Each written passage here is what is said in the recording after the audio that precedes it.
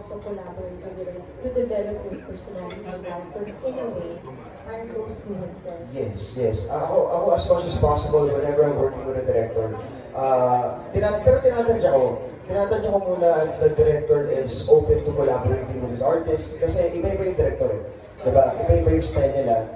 Others are very set in their ways.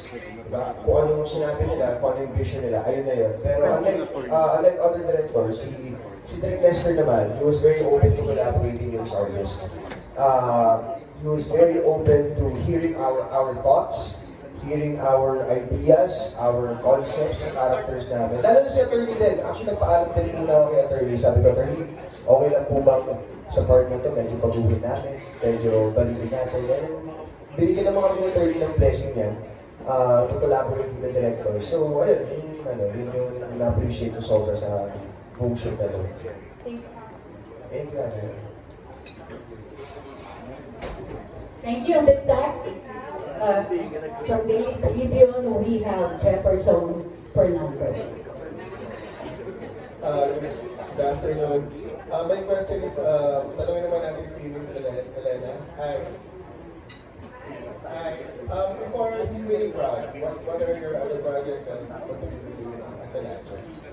So, to be honest with you, in background ko talaga model. But before my passion was probably in the first movie to Russian Love. Hello here. To be part of this production, which was very blessed. Actually, I would like to also add to Paolo. In this movie, we've done something that's actually unheard of in production. Added a screenplay. We've been allowed to add an extra screenplay and to rewrite a couple pages of the script just to develop their chemistry between characters of Paolo and Sarah, which is unheard of. Normally, director and producer, they're not as willing to collaborate. So when the third party says it is art for the sake of the art, 100% yes. So he is actually willing to collaborate with us artists on something to create a better outcome and a really good quality movie. So that alone is worth being part of this project. It's the best reward I can get. Thank you, Elena. And my next question is for Paolo. Hi, Paolo. Ayan. Nakwento mo kanina mahaba ang naging journey to Screening Proud, di ba? Mula sa principal building hanggang sa ngayon kami na-promote nyo na. Bukod sa mga nakwento, paano ba yung learnings mo as an actor sa paggawa ng project na? Para sa akin, learnings ko as an actor, kasi lahat ng mga projects ko before this film, lahat sexy. Kung hindi sexy, kontrabida. Kung hindi kontrabida, may maling binabalak yung character mo. So first time kong gumawa na sa pelikula kung saan genuinely mabait talaga yung character. First time kong gumawa ng pelikula na lover boy talaga yung character at walang hinahabol na masama doon sa partner niya. So I guess, ang isa sa natutunan ko dito at isa sa mga naging challenge ng pelikula na ito para sa akin is how to work my way around being a leading man. Alam mo yun, parang, kasi hindi naman ako sanay sa mga ngiti-ngitian sa eksena. Sanay ako sa nakasimangot. Sanay ako sa, alam mo yung nag-aakit na itsura. Ganun kasi mga ginawa ko before. So, since itong pelikula na to, bida pa, so, naghanap, parang, inaral ko talaga kung paano maging cinematic. Kasi kahit ang sabihin natin na dapat natural yung acting natin, hindi pa rin talaga pwedeng mawala na yes, dapat natural yung acting natin, but you still have to do it in a cinematic way. So there's a cinematic way of acting naturally. So I guess yun yung naging challenge sa akin is how to act cinematically and naturally habang nagiging lover boy. Thank you very much. Thank you. Salamat po. Thank you, Jeff. This time, we have a block. Can we have John Michael Bueno? I'd like to ask Arnie about this particular project. What took so long in releasing the film? Because I actually saw that you had your premiere like a year ago, if I'm not mistaken. And last year, yeah, like February, I think. I think it was like May lang yun, May lang. just last year. Actually, nakita ko yung video is like February something. Nag-premiere tayo sa lockdown. That was last year. Last year. 26 ngayon. January pa nga. Iisip ko very bright. Well, hindi ba last year technically, hindi naman year na under the civil code that when you say a year, it's 12 months. Yeah. So isa na kayo. Anyway, it's like this, if I may just give you a short background of how this movie came to be. Yes. Noong 2025, noong 2023, we were in Prague with former President Gloria Macapagal-Arroyo and her family. So, of course, being a former president, she was greeted by the embassy staff. And then the Chargé told us the story of Czech women, a lot of Czech women falling for Filipino men who are living in Prague. And they were wondering why that was. Kasi sabi ni Chargé, ang dami daw gusto magpakasal sa kanya na Czech bride and Filipino groom. Sabi niya, I cannot perform the ceremony because I can only do it if both are Filipinos. Yun ang power ng Chargé, ambassador. Pwede siya magkasal ng basta pareho. So, we were delving into it and then nakabuo kami ng story habang having dinner about this, which evolved into a discussion about the history of the Czech Republic. And then, at that time, 2025, sabi namin, gawin natin in time for 2024 pala, 2024, na 50th anniversary of diplomatic relations between the Czech Republic and the Philippines. Up to the time na Czechoslovakia pa. Unfortunately, of course, matagal gumawa ng movie eh. But if you just lock a movie together, makakaroon ka ng movie, parang hindi ganun kaganda yung movie mo. So, we had to shoot in two different places. Sa Mindoro for the Philippine leg at saka sa Czech Republic. Of course, there were diplomatic and logistical difficulties. Ito na siguro yung kwento yung naging problema ni Elena. Elena is Russian. Eh, di ba merong standby yung Ukraine, Chuchu, yung mga ibang European countries. Dahil ginera ng Russia. Hindi makapunta si Elena directly sa Prague. Hindi siya mapapasukin. Parang sanction ng Czech Republic sa Russia. So we had to fly her to Paris and then she had to take the train from Paris to Czech Republic para walang border control. Actually, technically, nag-human smuggling kami. Yun ang mga difficulties that there's the editing and then there's working in sub-zero temperatures. Ngayon wala nalaman yung palang camera nyo, yan. Pagka below zero, 30 minutes lang yung baterya. Ang hirap eh. It's not that easy to shoot in Europe. Hindi naman yung Paris or whatever. Czech Republic eh.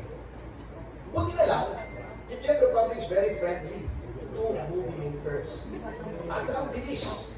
Dito yung Film Development Council diba 2022 entry natin yung Mama Sapado. Dapat yun subsidy for the first time. Nakuha namin yung subsidy namin 2025. Doon, yung kanilang, yung tax refund nila since nag-shoot ka sa Czech Republic, nag-shoot kami for the days, 7 months. A week and a half. Bago ako umalis na sa akin na yung tax refund ko.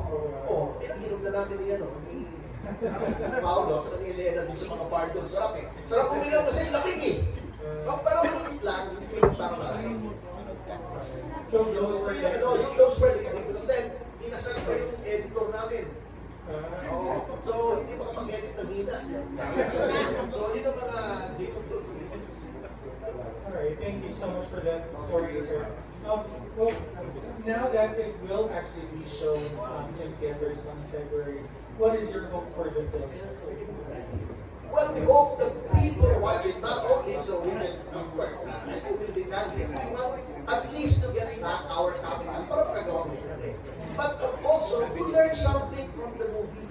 Kasi may natututuan kayo about history, about communism, about literature. Kasi yung ending namin is a loose adaptation of O. Henry's short story, The Gift of the Magi. Kung alam niyo yung story na yun. Basta makikita niyo, yun nga, yung kinikwento kay GMA, yung GMA ng Sharjay natin, yung cultural difficulty. It's difficult enough that you get married, di ba? Medyo may adjustment na yun. With different cultures, mas mahirap pa pala. Kasi talagang may conflict eh. Yun lang iba siguro. Kaya ko kung gusto ikwento ni Pao, yung differences na cultural differences, yung sa attitude towards filmmaking ng Pilipino at saka taga-Europe, di ba? Yeah, maybe Paolo can like give us like a short preview. What happened when you first met her, and like the working relationship that you had with the actress? Working with Sarah was she was very professional. Hindi sila sanay sa delays, kagaya na dito sa Pilipinas. Sige, call time natin 7 a.m. Tapos sasabihin mag-start at 8 a.m. pero ending nag-start na kayo 10 a.m., 11 a.m. Hindi pwede sa kanila yun. Hindi pwede sa kanila yung delay because they are always on time. They come prepared. Halimbawa, nasa standby area si Sarah, and then you ask her to come down. Sasabihin mo, magre-rehearse na. Tapos pagdating niya doon, kunwari, hindi pa nagre-rehearse, nagsiset up pa lang, babalik siya sa kwarto. So, doon ko nakita, I guess, yung pinagkaiba kung paano tayo gumawa ng pelikula sa kung paano sila gumawa ng pelikula. Doon sa Prague, they would only shoot 5, maximum 6 scenes a day. And they'd spend let's say, siguro mga 2 hours on each scene. Kaya pag pinapanood natin yung mga pelikula abroad, kaya ganun kapulito yung eksena, ganun kagaling yung delivery ng mga artista, is because they work on one scene for 2 to 3 hours. Kaya pulito-pulito talaga lahat. And unlike sa atin dito sa Pilipinas, one scene, you will shoot it in maximum 30 minutes to 45 minutes. Tapos on the set na kayo magre-rehearsal. Doon sa kanila, 2 weeks before you start shooting, there's camera rehearsals, actor rehearsals. This actor rehearsal is kasama yung mga cam operators nyo. So, habang nagre-rehearse yung mga artista, alam na ng mga cam op kung paano yung galawan sa angulo. So, yun doon na natin nakita. And I think, it's something that we can take from them. We can try to understand.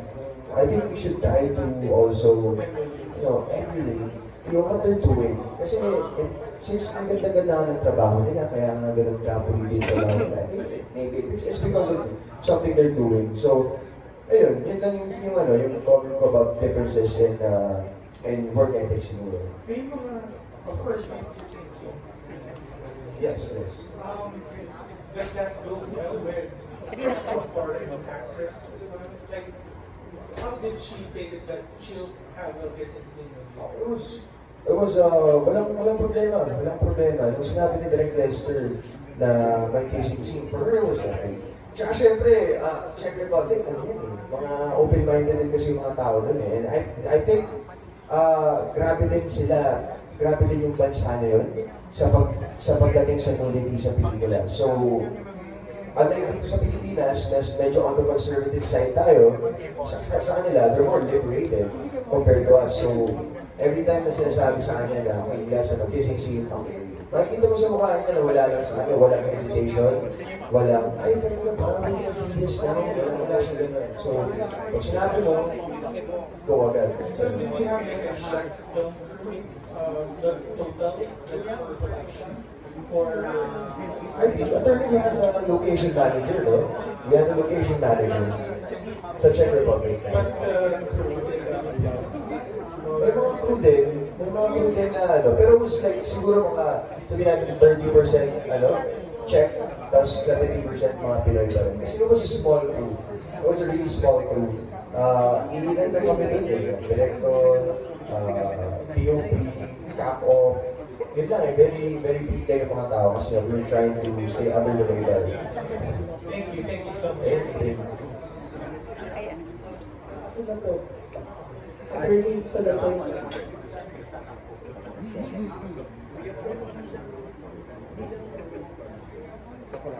Hello. Jojo Panaligan from another vlogger. Attorney bilang producer, nagawa pa kayo ng movie abroad na ganito quality at kalaking budget. Considering na madami pa din local films ang hindi nakaka-earn. At ano yung paraan doon para naman kahit pa paano makabawi? Well, the only way na makabawi ka is, number one, is ticket sales, of course, theatrical exhibition muna eh. Pero si Ate Lea, kasi si Ate Lea bahala dyan sa booking. O, galingan mo daw. Pagkatapos, ang daming platforms eh, like Mama Sapano, nakuha ng Netflix, then nag-review sila. This is the second renewal na, so we're on our third year. And then, actually, may interesado na kumuha na another streaming platform. Kaya nasa Netflix, sabi ko, tapatan nyo na lang yung offer. Ayun na, mag-extend. Kasi 50 years naman yan eh.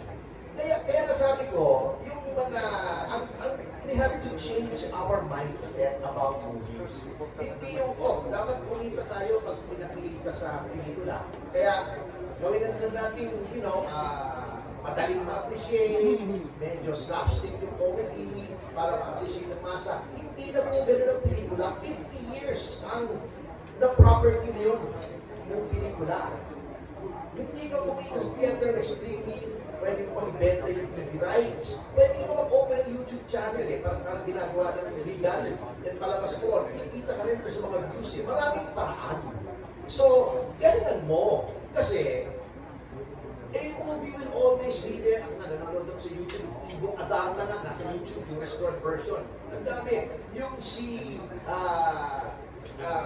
Leopoldo Salcedo, kilala niyo pa si Paul Salcedo. Lahat ng movies doon, may social message. Yung Lupang Pangako, yung Moises Padilla story, lahat social message. Ang ganda. Hanggang ngayon, panoorin mo, magugustuhan mo pa. So, a movie is forever. Parang painting, di ba? Yung mga painters, si Van Gogh, di ba? Hindi naman ang sala. Ang tagal ng patay niyan. Di ba? Sina Amor Solo. Nai-enjoy pa natin. Ganun ang movie.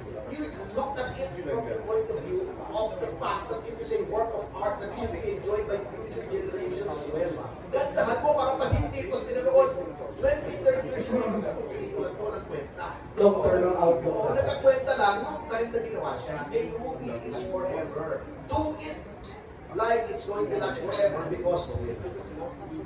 Follow up po, attorney. Naniniwala ba kayo na hindi na, sabi niyo na nga, gandahan niyo pero dito sa Pilipinas, star system pa din ba ang nanalo? Ultimately. Hindi naman mawawala. Kasi that's what draws the people in. Kami naman, hindi kami nag-depend kasi small outfit kami ng access natin sa stars. But meron namang tao, hindi ganun kasikat na tao, pero magaling din mag-umarte. Because ultimately, yung pag unang labas ng pelikula, the stars will draw the people in. But after 10, 20 years, wala nang stars, laos na yung star, yung acting na lang ang natitira. And the film is the story and the acting. Yun lang ang pelikula, hindi yung star. Yung si Paul Salcedo, star siya noon. Natatandaan niyo ba si Paul Salcedo? Si Rogelio de la Rosa, si Rick Rodrigo, natatandaan niyo ba yung mga tao niya? Wala lang sa akin, kailangan nyo pero yung pelikula nila, panoorin mo ngayon, magagandahan ka. Ay, yan. Salamat po. Attorney, paliwanag mo po sa amin, anong klaseng deal ang napapasok ng mga producer natin sa Netflix? They will buy the rights, exclusive rights to stream your film for 1 year, 2 years, bahala kayo kung anong gusto nyo deal, for X amount of money.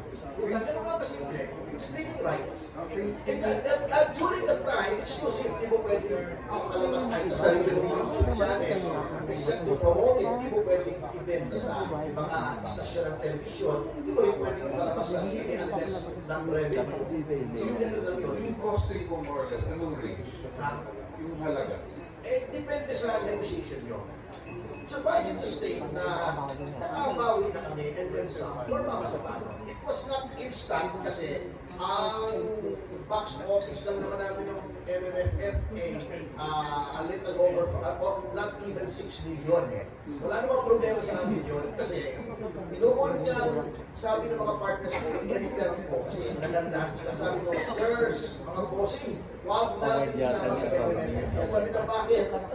Eh, feel bad movie yan kailangan sa MMFF, feel good eh, di ba? Diba? Or natakot sila kasi kung natakot na afterwards yung film, relieved eh. Yung adrenaline parang sumakay ka sa roller coaster. But this film, paglabas ko sa sinihan, gusto ko madapak ng tao kasi ganito eh. Sabi ko, hindi ko kubra, walang manonood. Sabi ko, eh, sige na, isali mo na. Sinali ko. Eh, siyempre, I was outvoted by the partner. Sinali ko. Pero I'm happy and comforted by the fact that we were able to win 5 trophies. For a person who is a newbie, first movie ko to sa MMFF, second movie ko lang, eh, I'm feeling Orson Welles ako kasi si Orson Welles yung Citizen Kane. Unang-unang movie niyan, pero it's now considered one of the 100 greatest American movies of all time. So, okay na sa akin yun. Eh, sasabihin lang, Peter, ko sa MMFF. Hindi eh. Binigyan lang ko ng parangal ng MMFF. Kaya lang, yung direction nila, walang mangyayari if that direction does not change. Ganun lang yan. Ang palakasan lang ng gross, then ipupulitin na mo, kaya bibili mo ng award para sumali, eh, yung mataas ang gross. Pwede ganun. Pwede ganun ang festival. Hindi politika ang festival. Totoo, even yung Oscars, may politika yun, pero hindi naman ganyan ang extent. Hindi naman sa gross. Yun lang ang problema sa MMFF. So, basically, nanawagan nga ako si First Lady naman, mahilig sa pelikula, di ba? Unang-una, huwag nilang ilimit. Anong sinasabi ko? Sino nakapanood ng Manila's Finest? Napanood nyo? Di ba ang natural yung sinisigaw ng mga realista? Diktadura, ibagsak, di ba? Fascista. Ang sinisigaw noon, diktadurang US Marcos. Noong first quarter storm, di ba? Sinong nakakaalala ng first quarter? Tinatanggal nila yung Marcos kasi Marcos yung Pangulo. Oh, di ba? May Marcos pa ron. Ang sinisigaw noon, diktadurang US Marcos, lansagin, di ba? O Marcos, Hitler, diktador, tuta. Yun yung sinasigaw ng first quarter storm. Mag-iba yung dayo doon. Number 2, ano kaya? Katulad noong 2024, may entry akong script. Gringo nasa story, can you imagine, ha? Eh, 50 million film yung nag-estimate namin ng jury. Story ni Gringo nasa hindi nila kinuha. Bakit? Kasi nandoon na kaya nagkaroon ng Reform Armed Forces Movement dahil sa abuso ni Marcos Sr. Ayaw nila. Ano pinili nila? Yung Taiwan Killer Hospital kasi nandun si Alex Sabiro na jowa ni Sandro Marcos. Diba? Hindi na sinasabi ng politika dyan eh. May mga bonus. Okay, this time we have another blogger, popular blogger, and from Philippine Star, Dalian Sarbao. Excuse me, Dalian, I'd like to acknowledge pala the presence of one of our colleagues here, si Mr. Tyrone Escalante of Team. Tyrone Escalante, Artist Management. The manager of Jane De Leon, Erwin Miranda. Alex Sabiro, nasa kasipan. Isang supporting namin dito, siya yung talent ngayon, si Kiana Reyes. Kaso mo, hindi naka-join kasi nabuntis eh. Nabuhanan na namin yun eh. My question is, what's your takeaway from the character that you portrayed? Takeaway, siguro no matter the differences in culture or belief, something can work out if you guys really wanted to work out. A relationship will work out regardless of culture, regardless of yun nga, difference in belief. As long as ano yung just choose each other. Yun. Yeah. Well, kasi your girlfriend's also half Australian. Yes, half Australian. Pero ano siya, homegrown dito. Sa Laguna ng Bakin. Thank you. Thank you, thank you.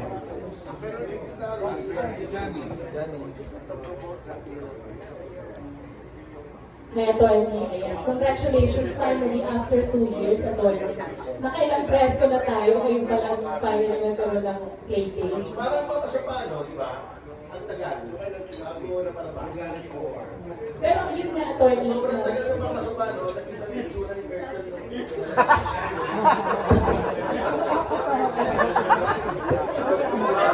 Ano ka nalagat siya? Nag-tour ni Hotel.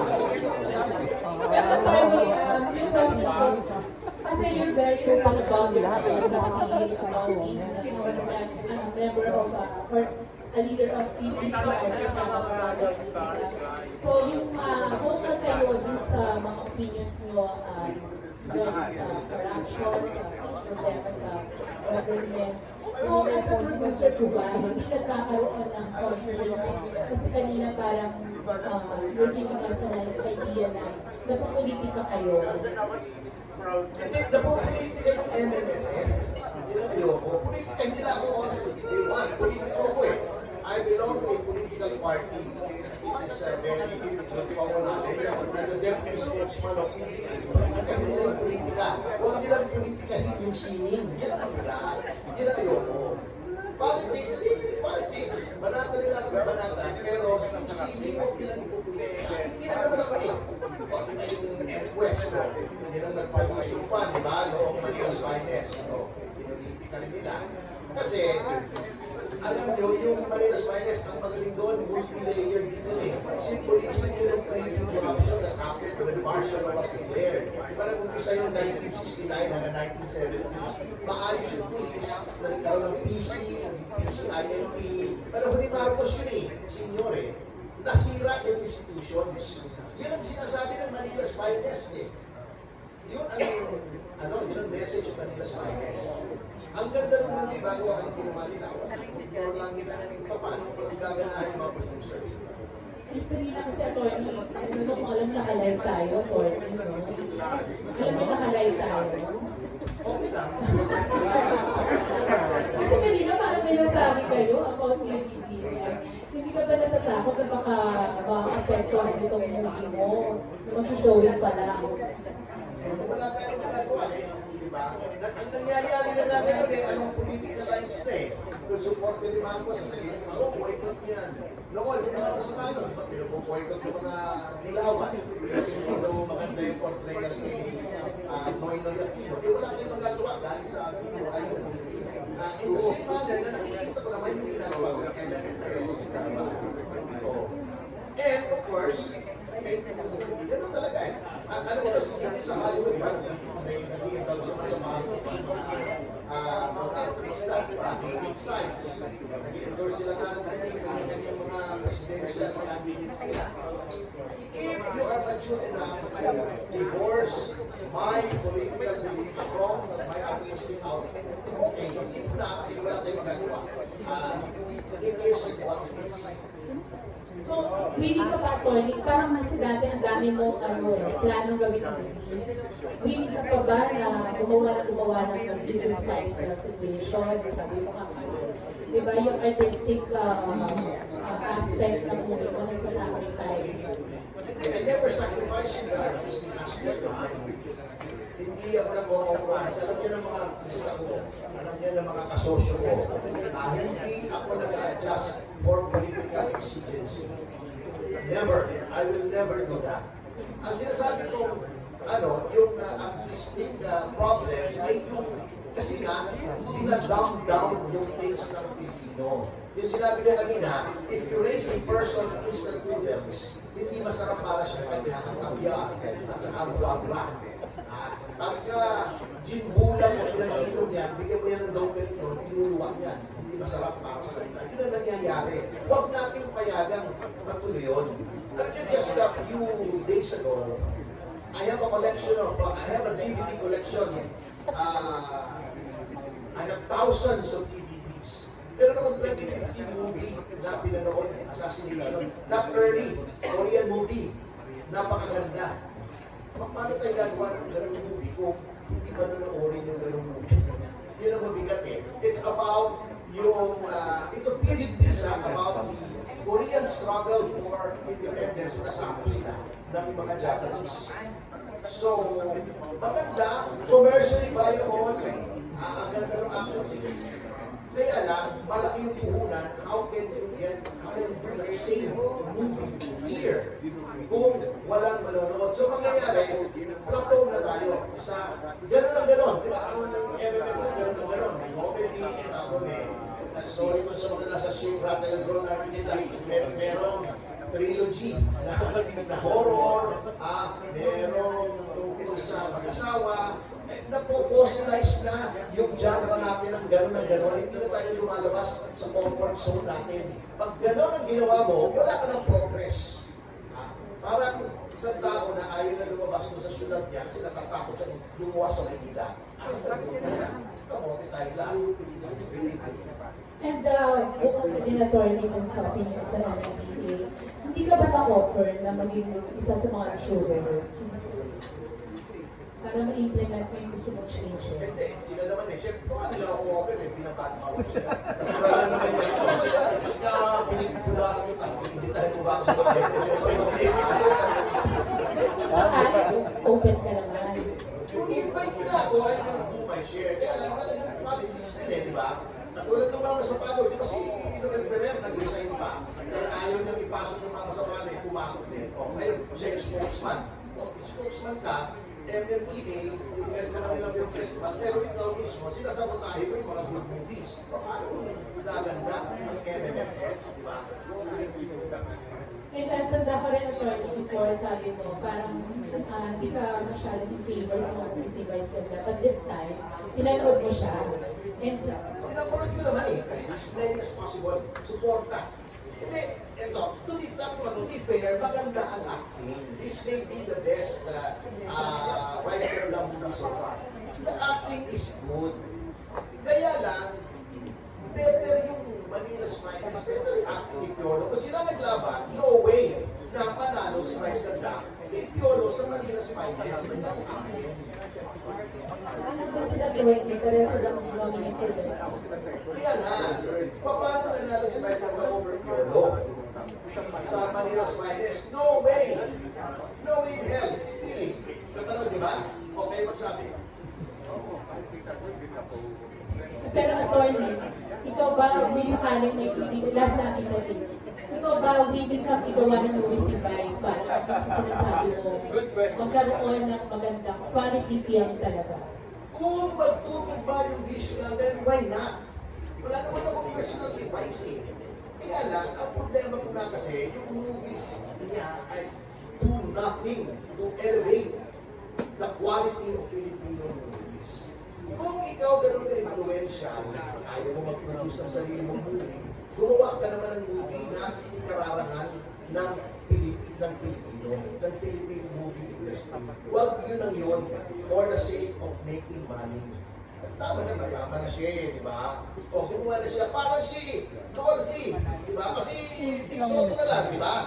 O di ba, hindi naman maayos yung mga movies lang, yung mga comedy nila, yung mga okay ka-ferry ko. Wala magsasabi ko sa great movies. Pero, Pero yung nung ginagawa ko nag-mature na siya, ginawa niya yung